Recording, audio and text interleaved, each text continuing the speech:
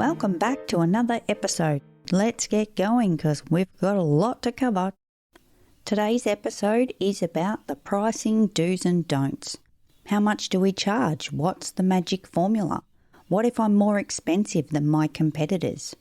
If I have no sales, does that mean my prices are too high? When do we offer a discount? And we can't forget one of the most important pricing do's and don'ts is when to review your prices. These are some of the things that go through our heads when we're starting our business, and they can even surface later in business when things have changed. So we're going to cover these topics and a few more today. Okay, well, let's go. Come on, it's coffee time.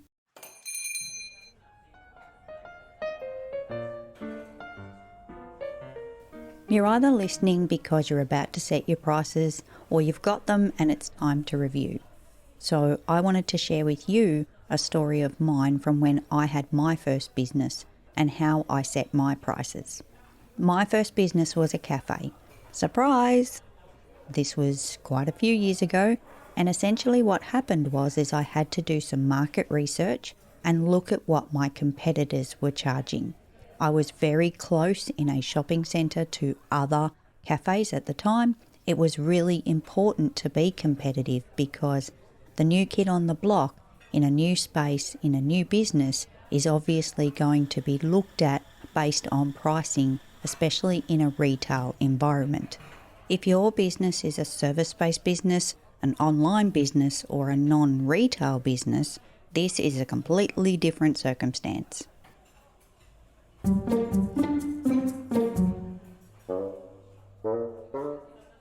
Depending on your business and depending on the circumstances, you need to do some R&D. And that's research and development. Really what it comes down to is making sure that your prices are set correctly for what you're actually offering.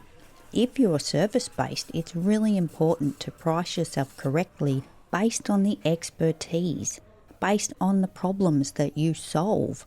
Think of it like this. You go to, well, we're talking about BizBean, so we might as well bring in the accountant, right? You go to your accountant and you ask for their expertise. You ask for their advice regarding your business finances because they've gone to university, they've got the degree, and they're going to understand the current laws because they're constantly doing education. If the laws change, they know what those changes are and how that's going to affect your business. It might be the same for you in your service-based business. You might have to continuously educate yourself to stay current and stay up to date with trends and things happening in your industry. So this is your expertise, and your expertise continues to grow. For example, when we go back to when we started our business, the very first year, in 5 years' time, the service that we're offering is not the same. There's been stages of progress during that time, during each year, where you're becoming more of an expert, you're becoming more educated, you're offering a better service to your clients, and therefore your prices need to change accordingly. Flipping over to product pricing, this one's a little bit more tricky because essentially you've got a cost of goods, you've got a product that you need to purchase that comes from a supplier, and it depends on who your supplier is, what they're charging you. There may be freight involved to actually get the goods to you as well that you need to consider. So let's work backwards for a second. Look at the cost of the product. So the total cost of the product landed to you, let's say, for example, it's a scented candle and you can get it from a supplier, landed to you for $3. Then you need to make a margin on top of that. And depending again how you want to price your products, because don't forget that you've got competitor-based pricing. In your marketplace where you're selling it, whether it's online or at a local market, you need to consider what your competitors are selling them at. And also consider that it's not always apples for apples. The product you're selling might be very different to the person next door. The easiest way to price your products is to use the cost plus pricing method. This one is just really simple, really easy to grasp, and really easy to keep on top of your cost of product versus your sales price. So for example, we go back to the scented candle, which was $3 cost to the business. If you were to put a 30% margin on that, that works out to be 90 cents. So the product sell price would then be $3.90. If you are working on a 50% margin, you would be putting $3 times 50% equals $1.50, which is $4.50 your sell price. At 100%, you're looking at doubling the cost, so the $3 candle becomes $6. And if you're working on a 200% margin, you're looking at 3 times 200% is $6, which equals a sell price of $9. It really is the simplest way to price your products. And again, coming back to depending on your product, your market, where you sit in your niche or your industry, and how you want to price your products and how much margin you need to make to cover the costs in the business as well as the product itself.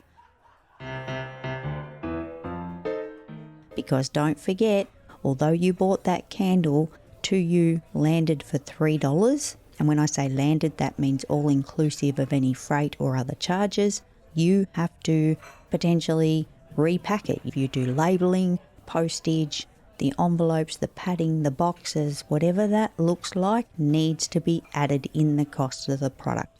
So as much as I said that candle has landed for $3, that is the technical term for it getting in your door. If you were operating on a 30% margin, going back to the 90 cents, you're really not going to cover the costs of the business, because the business running costs need to be incorporated into the product pricing for your business to not only be viable, make a profit, and stay in business for a long term.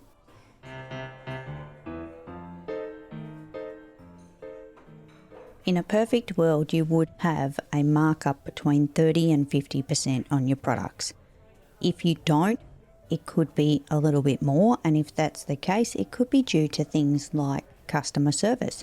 You might want to offer your customers a money-back guarantee. You might have a return policy that other competitors don't offer. So all of these things need to be factored in when you're setting your sell prices, because that can actually change the playing field quite a bit.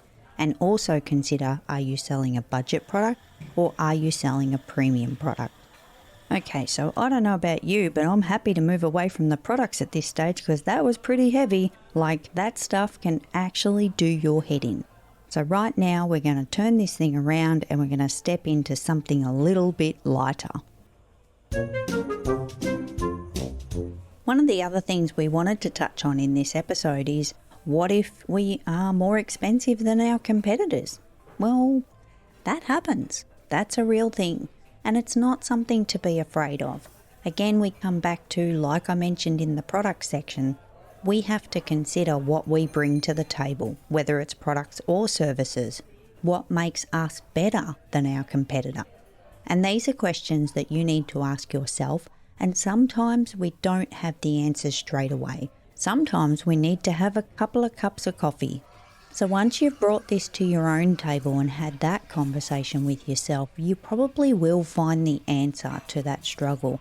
Sometimes it's about putting blinkers on, and I do not encourage anyone to put on blinkers for anything, as you know, but when it comes to looking over the fence and seeing if the grass is greener, unless you are getting feedback or evidence from your customers or clients to tell you that you are too expensive compared to so-and-so down the road, sometimes we need to turn that noise off. Sometimes it is just that noise in our own head that's trying to get in the way of us potentially succeeding in our business, or sometimes we're looking for things that aren't even there. So I really want you to consider your pricing and whether you are too expensive compared to your competitors. This is something that we really need to take a lot of care with, because if we devalue ourselves, it's not actually going to help our business.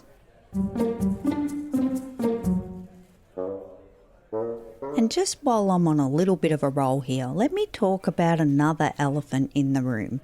And this is a big one. If I have no sales, does that mean my price is too high? Well, Let me tell you. Straight up, my answer is no. But again, I preface this with a few minor little things that you need to be checking. If you have no sales, why? Why do you have no sales? Are you on social media? Are you advertising your products or services? Are you promoting your business in the right way? Let's go back to the basics, and I'm not going to cover it all in this episode, but look at your website, look at the products, look at the messaging, look at your socials. You need to really deep dive into this area, and it might pay to reach out to someone in that area of expertise and get their feedback. Get someone to do a social media audit. Get someone to audit your website. Look at all the pieces of the puzzle, because it may not just be that your price is too high. Your price may actually be too low, but maybe you're not reaching the people. Maybe you're not communicating the way that they need to be communicated to. Ask them questions. What do they want? What do they need? How can you help them? How do you actually want to help them? And look at your messaging, and are you portraying the right things to attract the right clients? Now, I'm just going to pack away my milk crate for a moment, because I could literally go on about that one all day, but we got so much more to cover, so bear with me, we need to change it up again. So let's talk about discounts, because I know you're thinking, maybe I should offer a discount. Maybe I need to put my products on sale. Maybe someone has asked you for a discount and you've debated, or should I give them a discount? Oh yeah, maybe because I'm just starting out, or maybe because they asked for it. Let's dive into discounts, because again, as much as I said I was packing away my milk crate, out it comes again, because discounts to me, they can be good and they can be really, really bad. One of the biggest myths in business is that we should offer discounts, that we should be putting things on sale, that we should be enticing customers and clients by doing deals. And how often, come on, let's be honest, how often has someone asked you for a discount? It's very common. There's a lot of retailers out there these days here in Australia, I don't know about anywhere else in the world, but they're saying, we'll beat it by 5%. So there's a competitive market out there. And when times get tough, you'll see a lot of the retailers actually having more sales, heavier discounts. They're all competing. All the big boys are competing against each other all the time. One starts a sale, another one starts a sale. Competition is huge in business, and we're surrounded by it no matter what industry you're in. If you're considering putting things on discount, offering discounts, reducing the price of things, I just warn you to take a little bit of caution. Really think about why you're doing it. That's the first point. We need to have a very firm why. Why do I need to discount? Am I discounting because I think that I'll get more business? Am I discounting because someone asked for it? Am I running a discount on anything because I feel that it will bring more business? So these are the questions that you need to ask yourself. And I'm not going to dive right into all of those possibilities, because, again, it's a conversation that you need to have with yourself. But just remember one thing. When you discount, it becomes expected. If you discount a service in your business for a client because they asked, if they're coming back again, they'll expect another discount. It's like opening the boom gates, suddenly you've allowed this to happen. They've asked, you've delivered, you've met their expectation. But did we discount for the right person? Did we actually give a special price to someone that deserved it? Did they pay you on time? You might want to offer a discount for someone that pays up front. That's fair enough, because that's good cash flow and that's smart business. If you're going to discount because someone said, well, I've been working with you for a while now, so surely you've got a better rate for me. Well, no, actually, you should not discount under those circumstances, because that client, if you've worked with them before and they've come back again, why? Why did they come back again? More than likely it's because you did a good job. Because let's be honest, if you did a shit job, they're not coming back again. So if they've come back for a second round of whatever it is, they like what you delivered. Therefore, you're becoming more valuable to them, not less. So they're one of those ones that goes into the little mental basket for later to think about actually having a price increase, certainly not a discount or a decrease.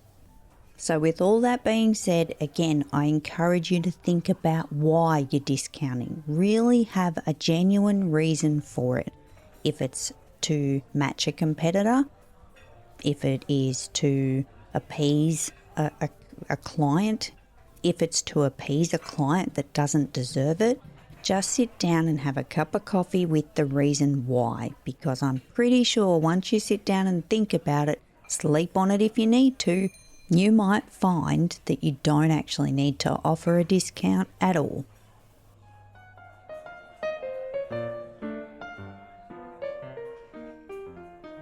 Oh, and I almost forgot to talk about reviewing our prices. This one's super important and cannot be forgotten. When we think about reviewing our prices, there's a couple of things that come to mind here, and I'm just really thinking out loud. A couple of things come to mind. Question number 1, do we need to review our prices? Question number 2, when? When do we review the prices? And lastly, how? So that's really all there is to it. But to dive in just for a few moments, because I won't take up too much more of your time, you absolutely do need to review your prices. And this falls in for both products and services. So going back to the products, remember that $3 scented candle that we spoke about? The cost of that to you is going to go up at some point in time. Depending on the arrangement that you have with your supplier, at some point there's going to be a cost increase. Whether it's due to the great freeze of 2020, whether it's global financial pressure, it could be things like freight that actually impact price increases. So again, coming back to those landed costs, make sure you're checking them from time to time. If you get a notification from your supplier to say that the price is going to go up, don't just file away that email. Mark the date on your calendar. Watch those invoices coming in and make sure that you're staying on top of the cost of your goods. If you're in a service-based business, same thing applies for a different reason, because we're not necessarily getting increases from suppliers, but cost of goods to us are going up. The services that we're supplying, whether it's using tools and platforms, and you might have subscriptions in your business, those costs do increase. Whether it's all at once or at particular points in time, you need to stay on top of those expenses, because as they increase, so should your price to your clients. The other aspect is, and I spoke about this earlier, when you're in a service-based business, your experience goes up. What you're offering your clients goes up in value, and therefore it gives you the ability to charge more. So if you service clients on a weekly, monthly, yearly kind of basis, whatever the case may be, don't forget to actually review your prices to your clients and make sure that you're putting in at least a CPI increase. CPI standard for an increase these days is anywhere between 2 and 3%. So at a very minimum, you should be increasing your prices to your clients by at least 2%, if not 3%, every single year. So that's my recommendation for reviewing your prices. It's completely up to you how you want to review your prices. As far as regularity is concerned, you might decide to check it every 6 months. If you're product-based, obviously use the cost of the goods, and if you're service-based, as your value or your professional service value increases and what you're delivering to your clients increases, then the price needs to match the same.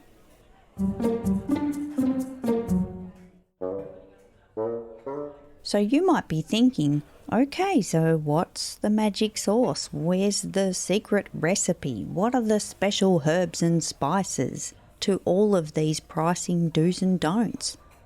Well, I've got to be honest, if you're asking that question right now, you might want to go back and play it again. You might have got distracted. That happens. We all see squirrels and unicorns. It is very, very normal. But I really want you to go back and listen again if you're asking yourself, where's the magic sauce? What's the secret recipe? Because when it comes down to it, your business is very individual to you, your industry, your product, your service, whatever you're offering. So your pricing do's and don'ts may be different to someone in another industry selling another service or another product.